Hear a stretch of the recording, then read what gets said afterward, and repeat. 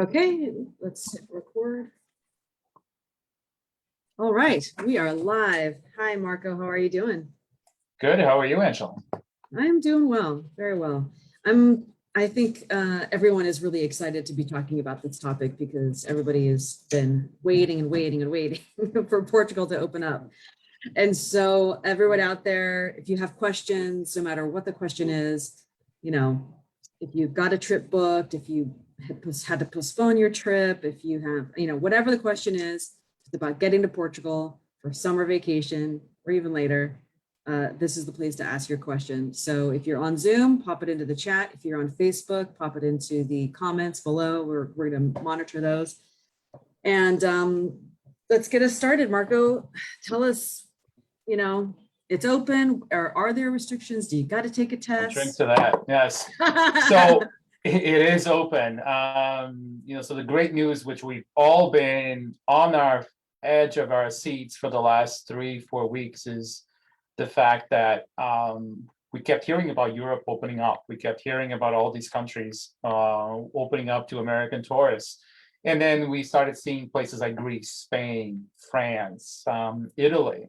And we're like, just like typical Portuguese, we're always late for the game, but we did come to the game. We did show up. And so last week, on the 15th of June, the actual communication was sent out allowing Americans to travel to Portugal as long as you're vaccinated. So obviously this is a huge news for everybody in travel, and not just so, because we were just talking about how many people are sort of looking forward to going to visit family, and even let's face it, all the businesses that sort of rotate around the hospitality economy, all the people that are employed by it. So it's a huge shot in the arm for the tourism industry, and great for all us to be able to go back and people who are not Portuguese, obviously, to go and visit families and friends, and then Americans to be able to continue to explore this amazing country. So we're excited. So you mentioned that you have to that it's open for people who are vaccinated. Yeah. So what do you have to show? Do you have to show your vaccine card, or what is it that you have to show?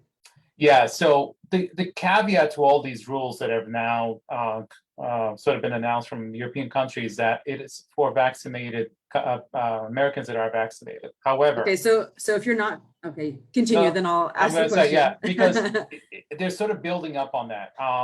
Right now, you do not have to show your vaccine card. You still have to take a negative COVID test, or have a negative COVID test, I should say, before boarding the plane to Lisbon. So the same rules as if you were a Portuguese citizen traveling to Portugal. You still have to do it within 72 hours. You have to do either a PCR or an antigen test to fly to Portugal. Okay.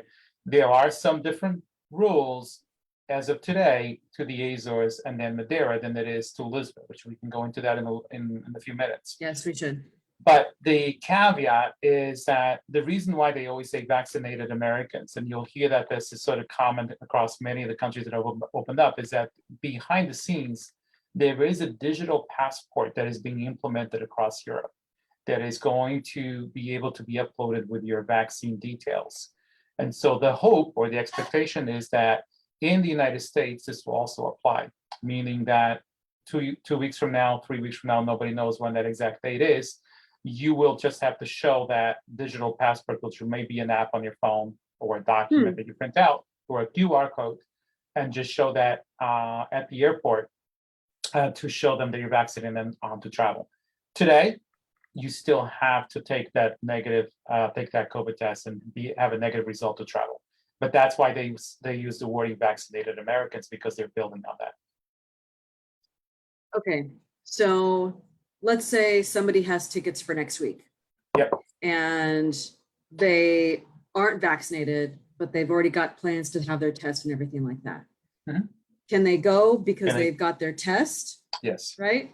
Yes. Okay, so they don't have to prove that they aren't vaccinated or not. No. Okay. No, okay. As long, the only requirement is to have a negative COVID test as of today, a negative COVID test before boarding, 72 hours before boarding, to your flight to Portugal. Okay. Okay. And then Um, when they land in Portugal, what happens? Do they have to Yeah. re-show their negative test? Yeah, so you will be asked for, depending on the airline, some are a lot more rigorous here than they are back in Portugal, but most airlines will ask for it here at the check-in counter.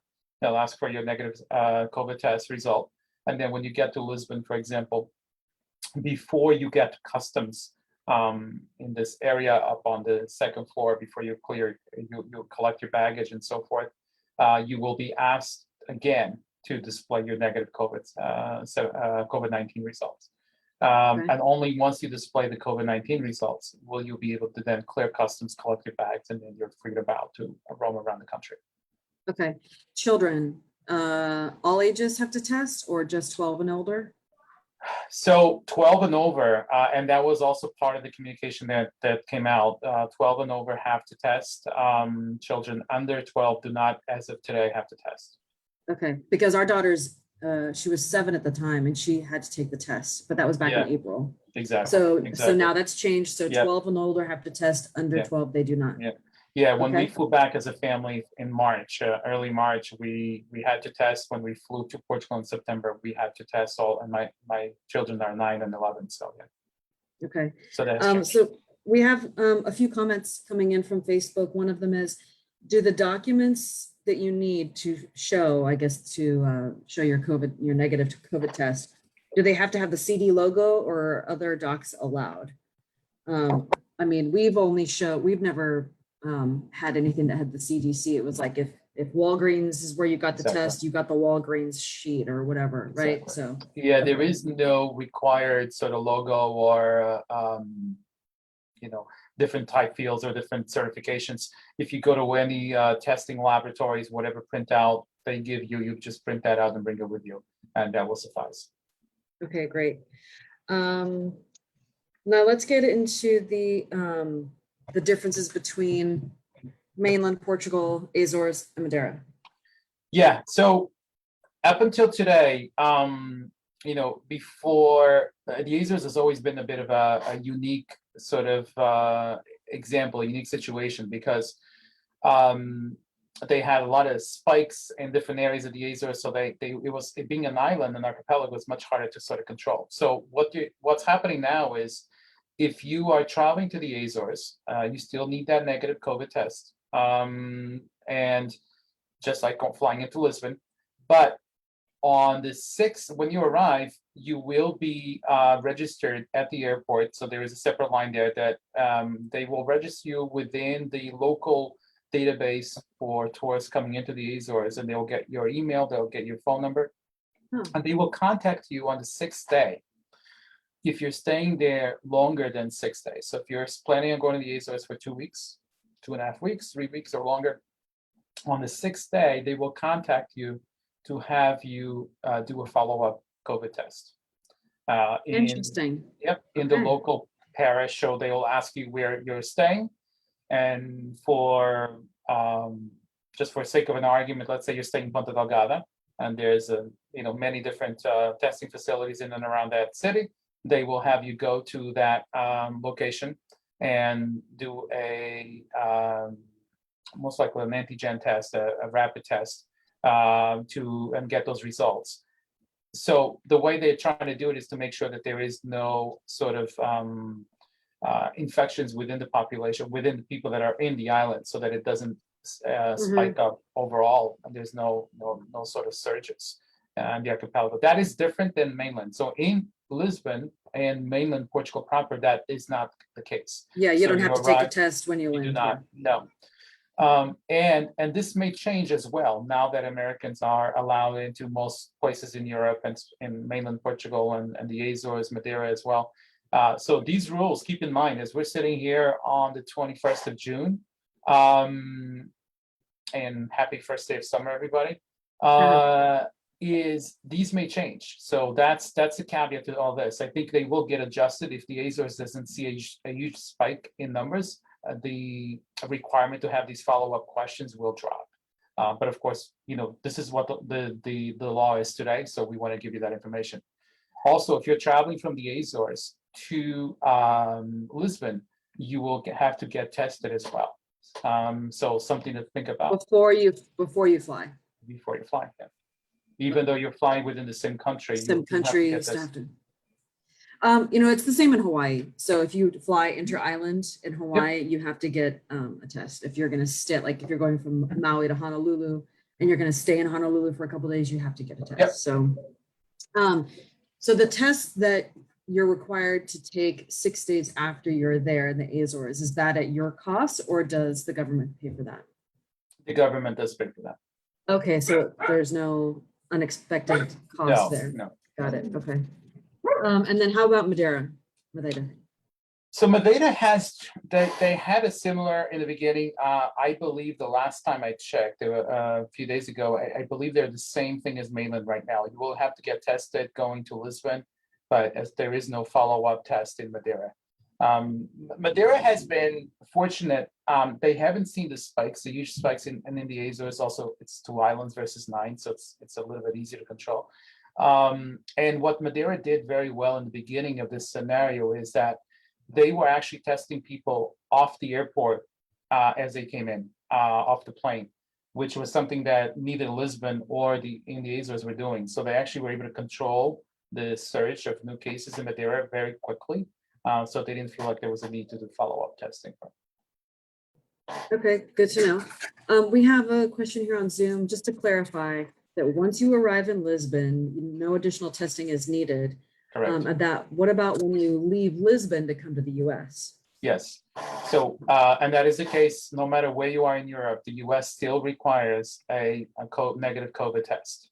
But that's before you have to take the test in Lisbon and then show your paperwork before. It's not like you land in the US and have to take a test here, right? Yeah, no, you have to show it before you board the flight. Yeah, so you have to take the test in Lisbon before you leave.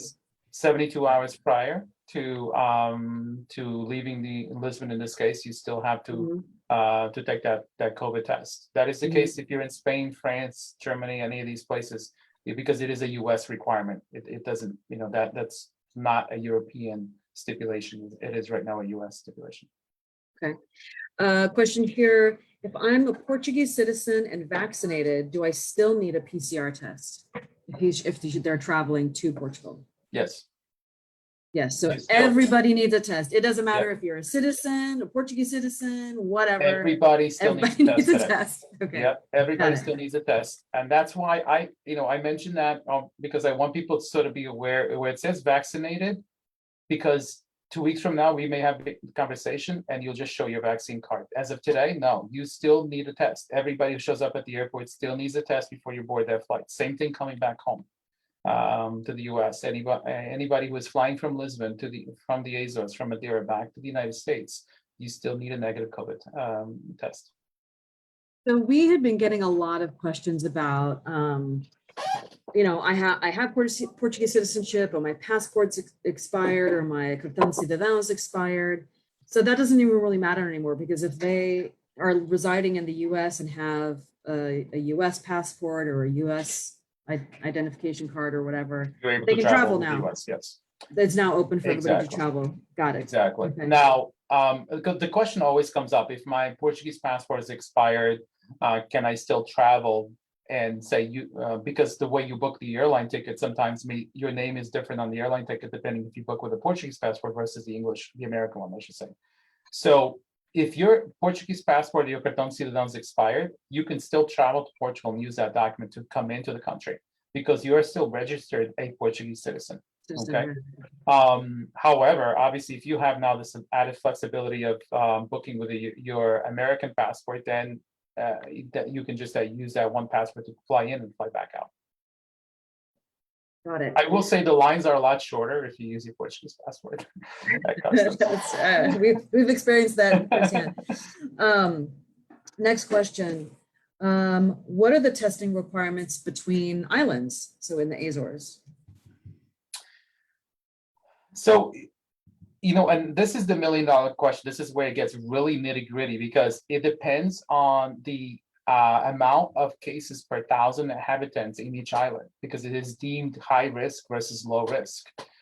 So as of now, or as of today, St. Michael was the only island that had spots within the island that were of higher risk.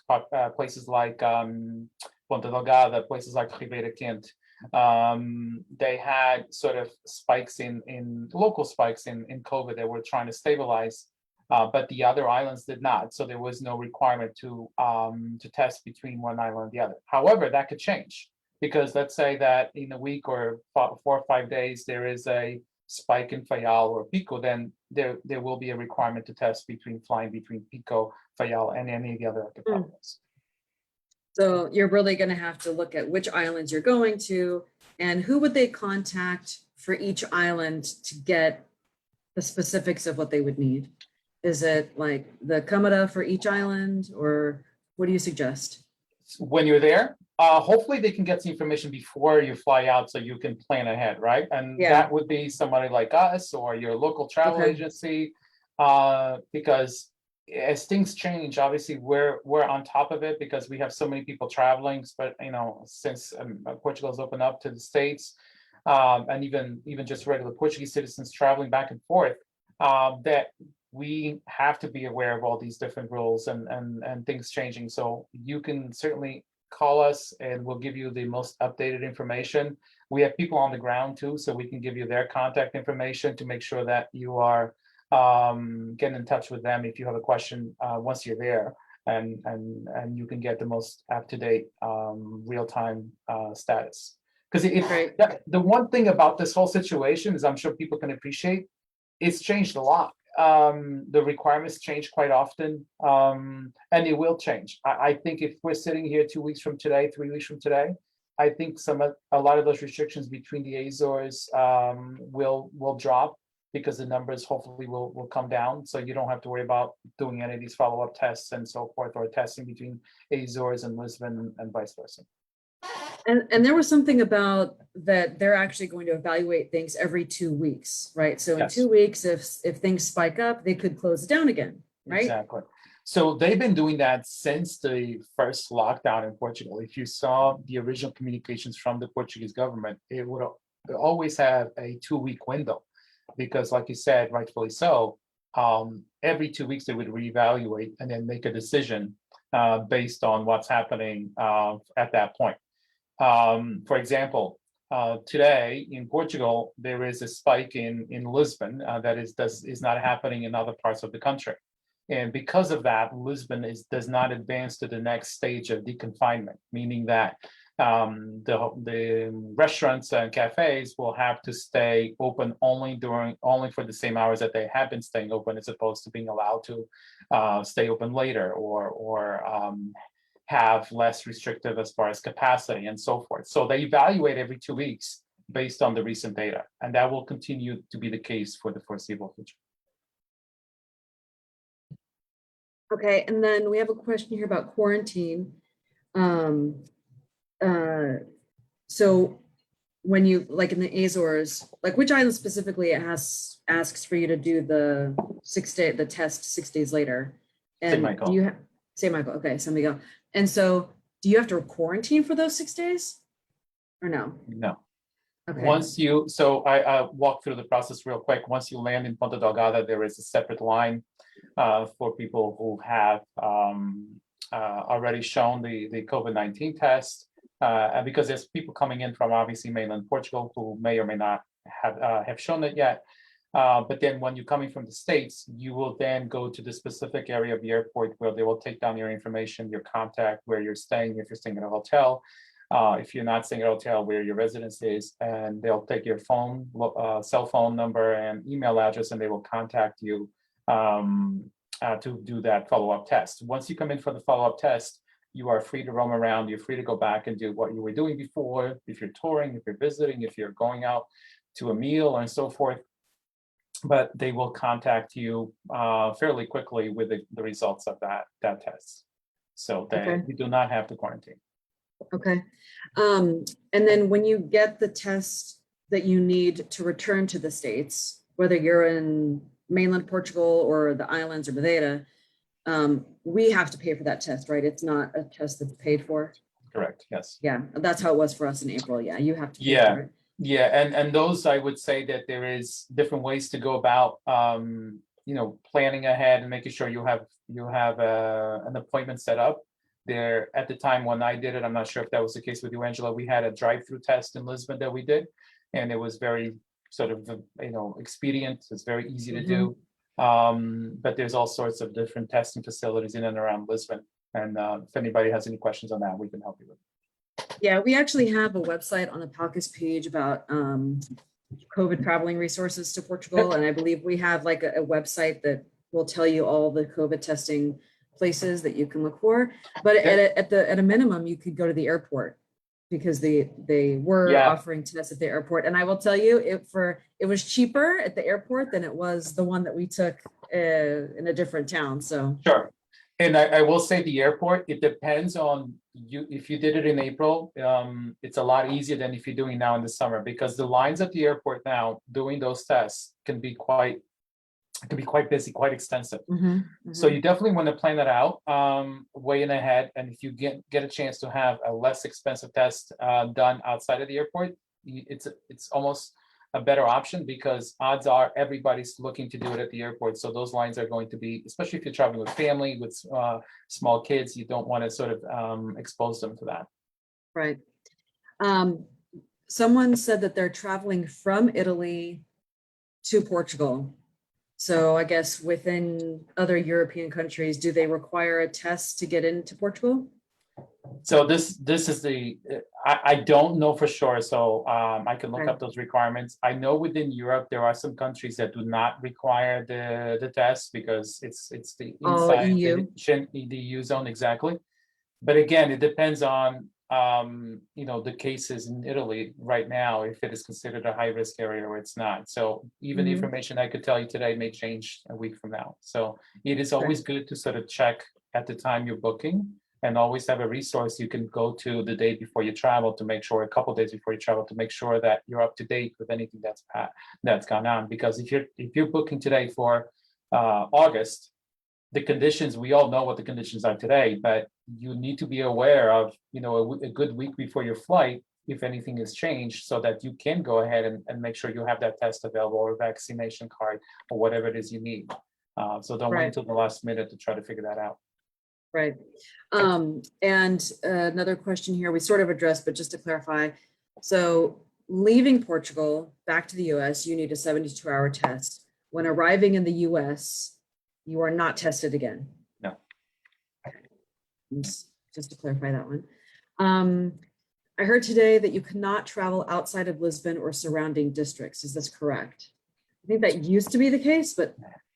So because Lisbon, as I mentioned earlier, had a spike in the number of cases in the metropolitan area of Lisbon alone, they have restricted movement over the weekend only.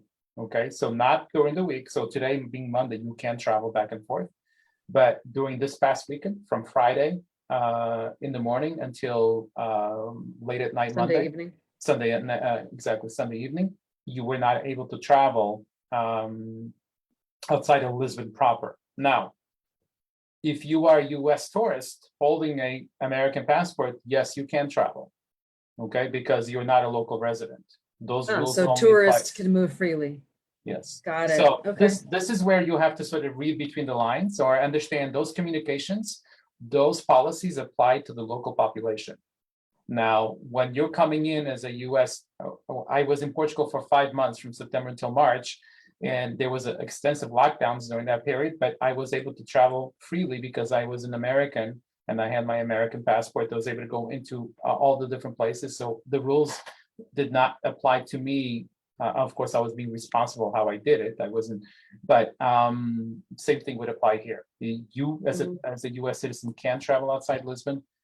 Keep in mind, some of the places may or may not be open at the time you're traveling. So you have to understand that. And we'll say this again, because we got another question about it, but there's people kind of joining and, at different times. Sure. That kids 12 and under kids under 12 do not need to take a test. Correct. But kids 12 and above do.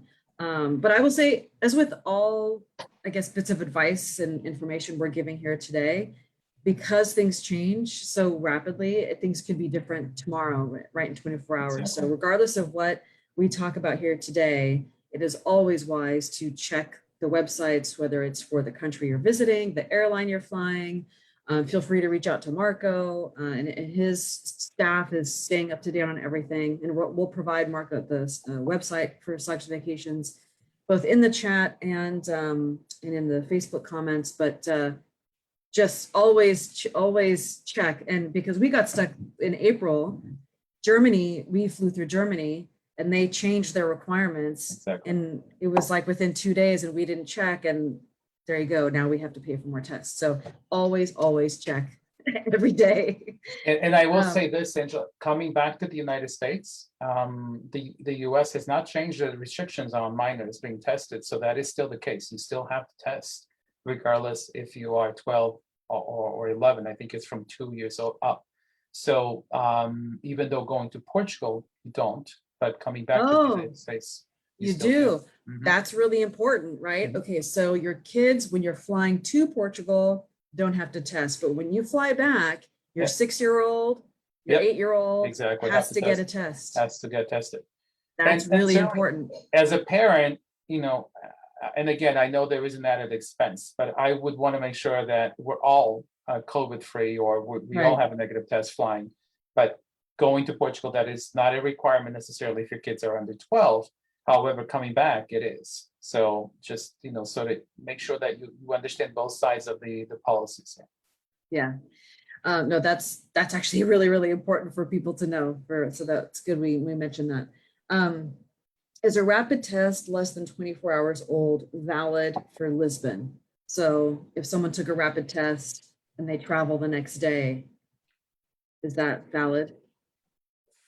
Going to Lisbon? To Lisbon, yes. So again, this is where the different airlines will have different requirements. When I flew on TAP, as an example, at the time they were only requiring PCR tests, which are the ones that take a couple of days to come back with. They were not allowing a rapid test or. Oh, really? Okay. Exactly. So. Okay. My advice here is to double check the requirement of the airline you're flying, because even though the country says that you can enter with antigens or rapid tests, but if your airline requires you to have a PCR test, it doesn't matter what the country, because you're flying that airline. So you have to go by the strictest rule and work your way down back from it. Mm-hmm. So if you're booking with TAP, you're booking with Azores Airlines, you're booking with Lufthansa, BA, Delta, many of them have very different criteria based on what they expect or what they perceive to be the best case scenario. So that is sort of your driving factor. And again, hopefully you're talking to a travel agent that knows what all those are to get the best results. So Mary Lima, if you're still watching, I don't quite understand your question, so I'm going to ask you to retype it. You asked, can't the contact info be done ahead of time like they have for Lisboa? So I'm guessing that might mean the database that you were talking about where you register when you get to the airport in the Azores. I think I know the question. Again, most airlines are now requiring you to fill out an online form to register you, sort of so that they can identify you as a traveler on that flight, so that God forbid there is a spike in the number of cases on the flight, or for some reason they can contact you and understand who traveled on that specific airplane. So that is the case for Azores Airlines. That is the case for TAP. Other international airlines may or may not require this form.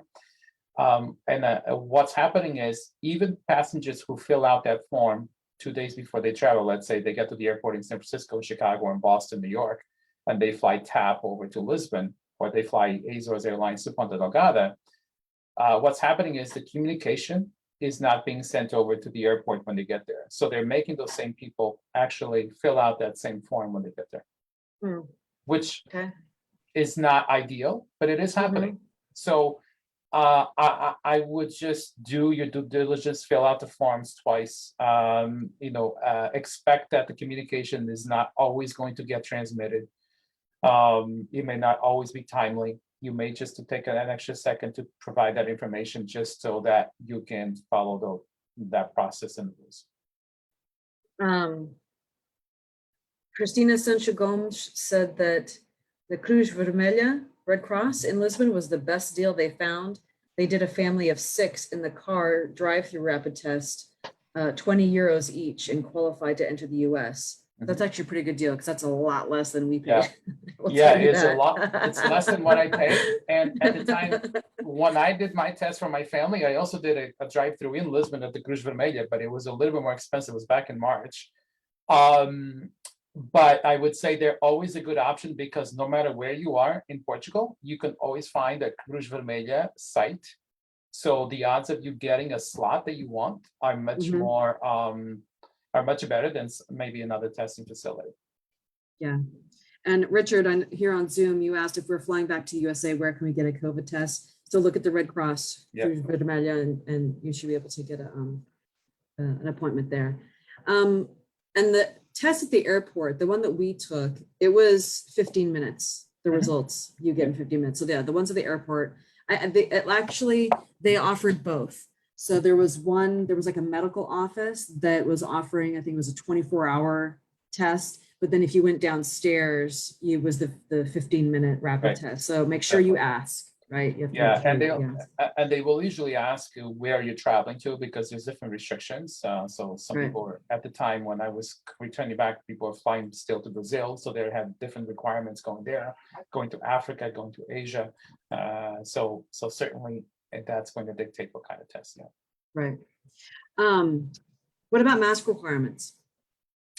Yeah, so I just had this conversation with my team on the ground in Portugal because that's something that also a communication was sent out, I think last week. So the government announced that they're going to mandate masks be worn on public sites. So museums, monuments, subways, hospitals, until September.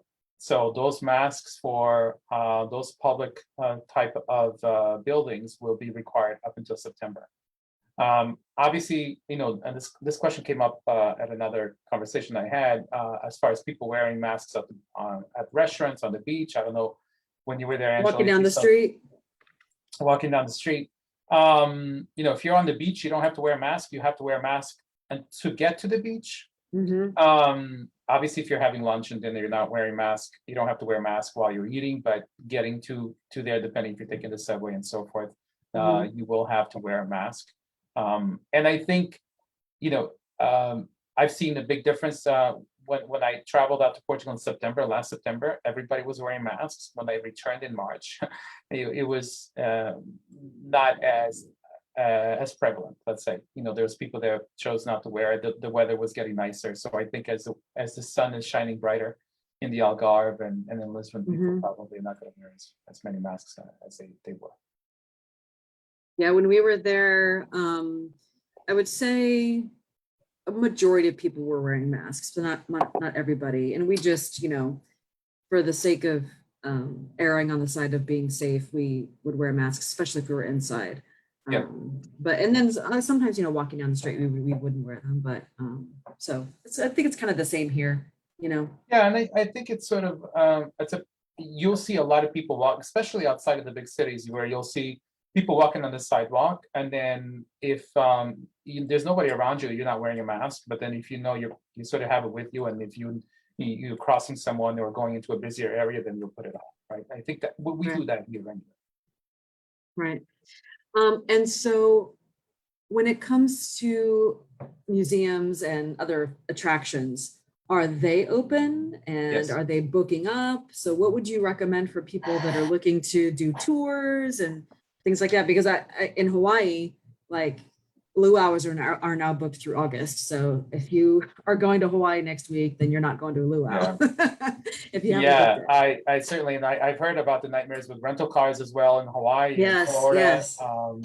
Europe has a little bit of that, not to that drastic element, but yeah, I would say, what we've always said, even in a normal year, and certainly this is not a normal year, I would say plan early, plan in advance. There's so much information out there. It can be quite just confusing just to try to get through all of it, between what are the restrictions now, what are the restrictions going to be, 2 months from now when I travel. But what I would say is find out what are your must-dos, your must-visits, what you really want to do when you get there. and plan that ahead of time. Because what's happening now is even before the official communication that Portugal is open, many people were already expecting that, and they had scheduled their travel plans in late August, September, October, November. And we were just talking off air that some of those same people are now changing the plans and want to go in July because now they can officially go earlier. So I would say, plan in advance as much as possible. Find out what your must-dos, your must-visits. Make sure you have a plan A and plan B, meaning if you can't stay in Lisbon for 5 nights, what other city could you stay in? Have that information available, because it's a lot easier for you to get the rooms available, get the best location, the best pricing, when you have this plan A or plan B, depending on what's going on with the COVID restrictions. And then again, if you have any questions, just reach out to us. We're more than happy to provide you with the updated information. And again, Portugal is open for tourism, and it's been open even before this official communication. Is just that Americans were not able to partake, right? So you had all the Europeans traveling within Portugal. So tourism has been back now for at least a month and a half. We've had people on the ground. We've had tours happen with just not Americans at the time. Now we can actually have American passengers partake in those same tours. So all of the kinks are sort of still being worked on as far as monuments. How many people can they take in at one given point? We talked also, if you're looking to have dinner or lunch at a specific restaurant, make sure you plan ahead, because a lot of those restaurants are booked. They're booked solid for months. And are they at full capacity yet? Because that also affects the wait list, right? Like if they're only at 60%, then so most of them are going to be at 60 to 70% at the time. And I believe they're making the decision next week to go to the next stage, which will almost be at 100%. If not 100, it'll be 90%. It's pretty close to it. But again, those municipalities that don't meet the threshold of I think it's less than 120 cases for 1,000 or 20,000 inhabitants, they will not advance to the next area. That means that you could be in Lisbon, and in this case, Lisbon is not doing so well, but let's say it was, and you wanted to go to Setúbal and have lunch, but because Setúbal has a stricter lockdown, those restaurants are only open 6 hours a day versus Lisbon being open 10 or 12. So you have to understand the intricacies between the parishes and the municipalities. Right. You addressed this already a little bit, saying that Portugal has been open for tourism for a while, but the question is, wasn't Portugal open since last summer? Did it close its borders again since then? And I think you were saying, for other Europeans, it was open. But there was a point in time, to be absolutely fair to that question. I think it's got some validity. There was a point in time where Portugal's borders with Spain was closed, the land borders. So the flights were still open, but there was a period of time where the actual land borders were closed, and only essential travel, people working on both sides of the countries, were actually able to transit. But that was quickly resolved, and the countries then agreed to open up those borders, and there's been a increased number of tourism for Portugal from European countries, mainly France, Germany, Norway, and a lot of those Northern European destinations, and they're starting to book up. We have a question about a specific region. So what are you seeing in Albufeira? They were checking resorts and prices are very high. So they are. Too surprised. So I will say the Algarve, Albufeira included, obviously, is always a popular destination in the Algarve. So what's happening now is it's sort of a perfect storm. It's almost like what's happening with the rental cars, right? Is not every hotel is fully open 100%. And so you have hotels that are seasonal hotels. They do not open there all year in the Alentejo. In the Algarve. And a lot of the smaller boutique hotels, because business was mostly from the UK and mostly from the United States and other long-haul destinations, not necessarily from Europeans, they chose not to open yet. So now you have limited supply and you have an increased demand, especially as Americans are now able to travel. So obviously that results in much higher pricing. As more properties start to open up with the fluidity of the numbers, and I truly believe in the next 3 to 4 weeks, we'll see other properties come back online, and those numbers will be a little bit better, but you will not see, especially if you're booking for August, because we're in June now, almost July, you will not see the same prices as you did in 2019 just because of the supply and demand mix. Right. I know that we were actually checking flights not too long ago, maybe about a month ago, and you could get a direct flight from San Francisco to Portugal for, I think it was like $430. And then they announced that it's open to US citizens, and it's already at like, I think $700 or $800. And I think I was doing the presentation with Anne at the time, but I remember mentioning book now, because the airlines at the time were allowing you to make free changes. Mm-hmm. So for those people who booked at the time, this was 3 months ago or more, who booked at the time for August, September, even if the numbers were not as good, or if they were not allowed to travel at the time, you still could change, and you got a hell of a deal, right? You got that $450 rate. Now the airlines, because they're seeing the increase in demand, they're not being as flexible. So it's a little bit of a different story now. We have two other questions. How is Oporto doing in regards to travel? Are you seeing do they have like Lisbon? Are they having a kind of a restriction? No. Okay. No, I'm going to blame the Lisbon spike on all the Sportingistas that didn't get to celebrate for 20 years, and all of a sudden they got together. And I'm joking. For all of you Sporting fans out there, my dad is a huge Sporting fan, so I always joke with him. But no, Porto is doing fairly well. All of the other bigger cities are doing good. I mean, there are within certain neighborhoods, local spikes here and there, but and I wouldn't say it's normal. It's not back to normal as it was back in 2019 as far as hotels and restaurants. Let's face it, there are a lot of those family-owned restaurants that unfortunately have closed and may not come back because they just couldn't withstand a full year of no business. With that, yeah. So I mean, I think it's the same thing here in the States. But yeah, no, to answer that question, Porto is doing better than Lisbon and trending even better. Okay. If you're staying in the Algarve and want to drive to Ayamonte, Spain for the day, are you required to test going in and out? As of right now, no. If you're driving in, you're not required to test if you're going for the day. Different areas of Spain will. So I know at some point, the northern part of Spain had some higher density cases, and they were requiring tests, and they were on lockdown.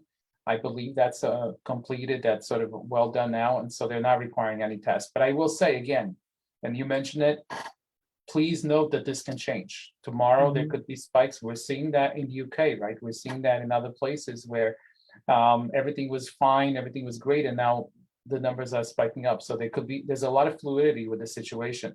But as of right now, no, you do not need to test. Okay.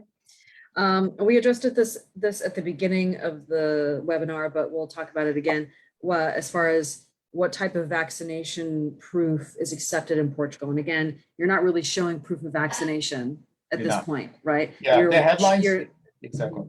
The headlines will read, vaccinated Americans are able to travel for non-essential reasons to Portugal. That is the headline, right?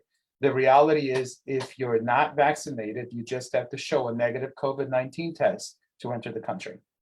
Okay. And even if you are vaccinated, you still have to take the test. Exactly. Yeah. So the message is, whether you're vaccinated or not vaccinated, take a test. Take a test. Yeah. Right. And if your kids are under 12 going to Portugal, they don't have to take a test. But on the way back, they will have to take a test. Yeah. So, good to know.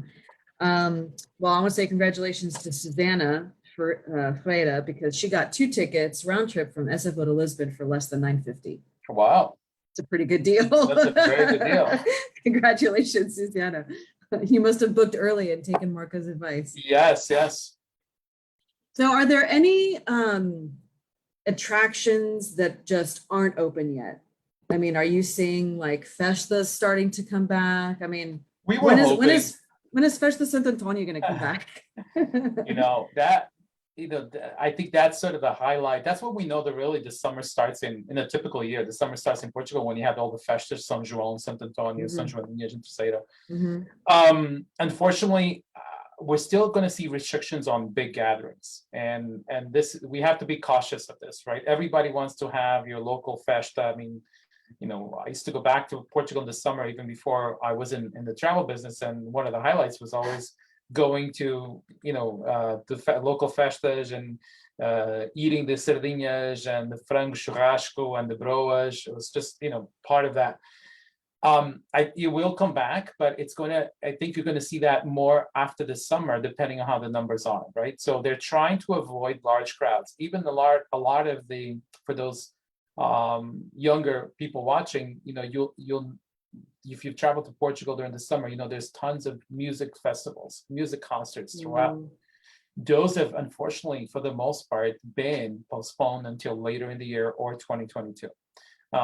Because they deal with 10, 20, 50,000 people across 1 to 3 days. So it's just a higher risk. Now, we also handle a lot of destination weddings in Portugal. So one of the things we have learned to adapt is that you can host a destination wedding in Portugal. People are getting married in Portugal, locals as well as now Americans going there. You can host your wedding there.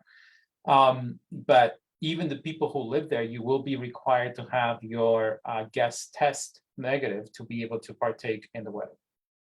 Really? Oh, that's interesting. Even if they are residents of Portugal. Yeah, because they go to the wedding. Yeah, because of being, I don't know if it's 100 or if it's 150. There's a certain threshold of the amount of people that, because it is a large group, you will have to have them get tested. Wow. So instead of your wedding gift, they're just going to give you a negative COVID test. Because so we just went to a wedding in Hawaii, and of course, we had to take the test because we were flying into Hawaii. Sure. But I don't believe that anybody that was from Hawaii had to take a test, but that's not the case. So in Portugal, if you are planning a destination wedding in Portugal right now, again, things could change in a month, whatever. Exactly. But if you're inviting your vava from Portugal, I was going to say it. She still has to take a test in order to go to your wedding. Exactly. That's crazy. And I will say this. When I was in Portugal in March and the months before that, it felt like it was much harder to get tests. It felt like you had to try hard. In Lisbon, it's a lot more available, but outside of the big city, I was up north near Porto, and I don't feel, and talking to my team there on the ground, it's a lot more readily available. The tests are much more prevalent. So it's not like, yes, there is an added cost, of course, but as far as availability, it is much easier to get a test than it was, earlier on in the year. And to your point, it can change. Those are the conditions based on now. But if you're hosting a wedding and you're inviting your 25 American cousins over to Portugal, you do not have to get tested. It's because they're Americans coming into the country. Well, here's a question though. So to come into the country, they do require the 72-hour test. What if the wedding takes place a week later? Yeah, they don't. If you're Americans and you're traveling, you do not have to get tested for the wedding. Oh, because you've already tested coming to the country. You're not so it's only your Portuguese family that has to get tested. That's when you mentioned the vovó, and I'm thinking, all right, vovó lives in the village and the aldea is going to get to the she'll have to. But if you're coming in on the plane and you're going to the wedding 5 days later, you do not have to. That's the rule as of today. But again, it can change. Yeah, interesting. Okay, so what about things like the aquarium, touring, like the Castell at Sintra, things like that? Yeah. So again, the aquarium is open, and they just maxed out at capacity, so they have a certain capacity limit. One of the things we always do with our tours is that when we schedule them, we always check the day before to see what the capacity thresholds are, to make sure that there is no changes or cancellations or anything like that. If you're on your own, obviously you do have to reach out to them to make sure that you can still enter, especially in a city like Lisbon, because it is the big city.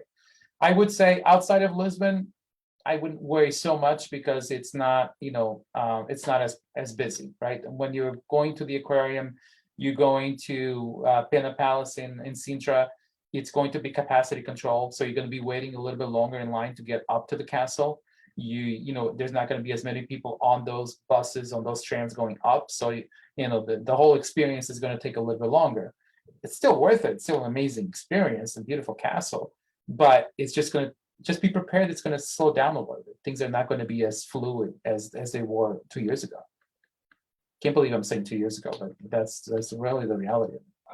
I know. Well, everybody, the COVID year is like just kind of a Forgotten blur, about it. right? I And know. you just, it's almost like like that piece of time just kind of just went away. It's kind of weird. Yeah, no, I didn't lose any hair in 2020, just 2019. Right. Okay, so we talked about like museums, we talked about travel. What did we miss? What are we missing, Marco?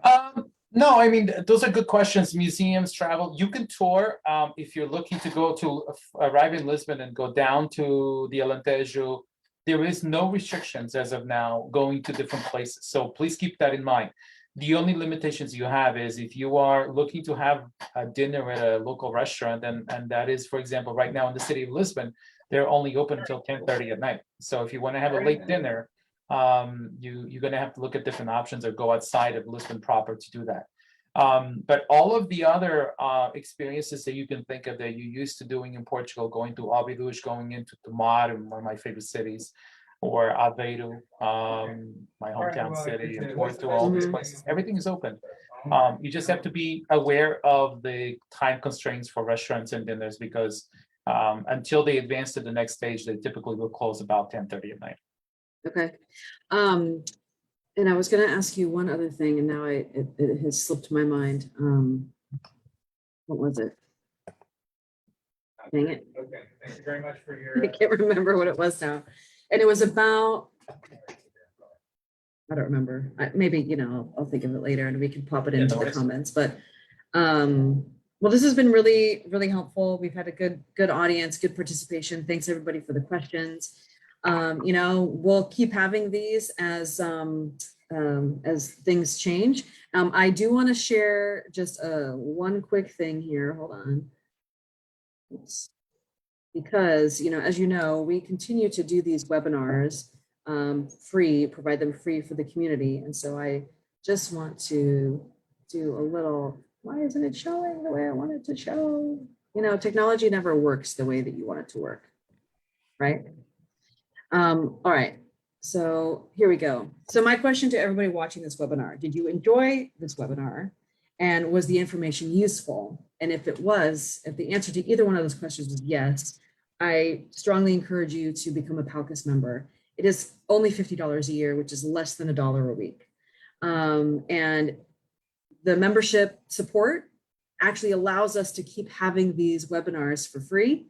It allows us to provide lots of other resources to the community. It allows us to be the clearinghouse of data for the community, the national community, and we're really the only organization doing this kind of work at a national level. It is super, super easy. If you go to our website, there's 2 buttons at the top.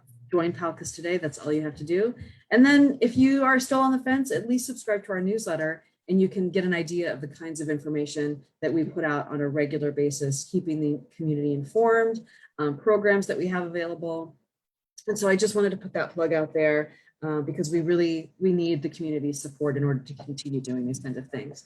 And this is the web address for Sagres Vacations. Thank you, Marco, for always being so helpful. If anybody has any questions, and of course, if you'd like to book a vacation, please, you know, go see our friends at Sagres Vacations because they're really great and really helpful. And with that, thanks for attending. Thank you, Marco. I think this is great. And I'm sure we will be doing more of these in the months to come as things continue to change. But I think we're all very excited that things are opening up and we all get to go, you know, have some of our favorite Portuguese food in the best place, right? And let me just, before we end, one of the things, and first of all, Angela, thank you so much for the opportunity. But you know, I look at PALCUS as an unofficial ambassador of Portugal, of all things Portugal. And being in the business of promoting Portugal, we're humbled to obviously work with the organization, with Angela and her team. And, you know, it's always reassuring to us when we talk to our tourism contacts in Portugal and, you know, and officials in and around the government, they recognize PALCUS as sort of that, you know, unofficial sort of, you know, presence in the United States for all things Portuguese. and it does give you a great sense of, empowerment, because we're working with your team and you guys are doing such a great job. So for those of you who thought about joining, about supporting, please don't hesitate, because it does help promote not just these webinars and all these amazing organizations and missions and different projects, but it also keeps the culture and the traditions alive, which, let's face it, my kids are 9 and 11. I want them to, be proud to be Portuguese for many, many years. And I think PALCUS is a key part of that.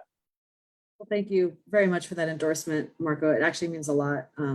And we love working with organizations such as yourself that provide the information that our community needs, right? So Exactly. it's a great partnership. So thank you very much again. And we'll be talking. Thanks everybody out there for joining us. Thank you. And until next time. All right. All right. Thank you. Bye-bye.